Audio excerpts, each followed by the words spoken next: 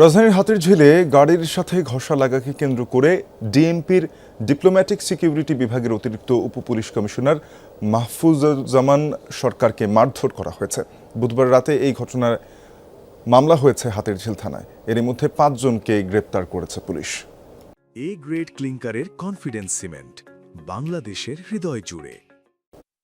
গত বুধবার দিবাগত রাতে পেশাগত দায়িত্ব পালন শেষে হাতিরঝিল এলাকা দিয়ে ফিরছিলেন ডিএমপির ডিপ্লোম্যাটিক সিকিউরিটি বিভাগের এডিসি মাহফুজুজ্জামান সরকার। পুলিশ প্লাজার সামনে পাশাপাশি চলাচলের সময় পুলিশের গাড়ির সাথে আরেকটি গাড়ির সামান্য ঘেঁষাঘেঁষির মতো পরিস্থিতি হয়। এ সময় অন্য গাড়িতে থাকা ব্যক্তিরা এডিসির গাড়ি রোধ করেন। বাকবিতণ্ডার এক পর্যায়ে তারা আরও কয়েকজনকে ফোন করে ডেকে আনেন।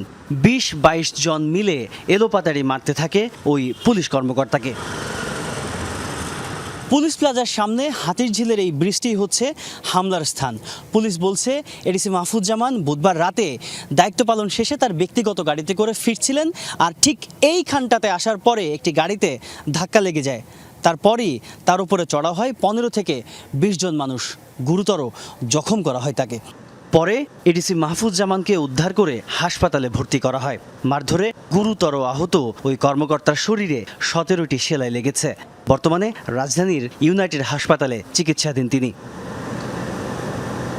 বৃহস্পতিবার এই ঘটনায় মামলা হয়েছে হাতিরঝিল থানায়। পুলিশ জানায় এজাহারভুক্ত 7 জনের মধ্যে গ্রেফতার করা হয়েছে 5 জনকে।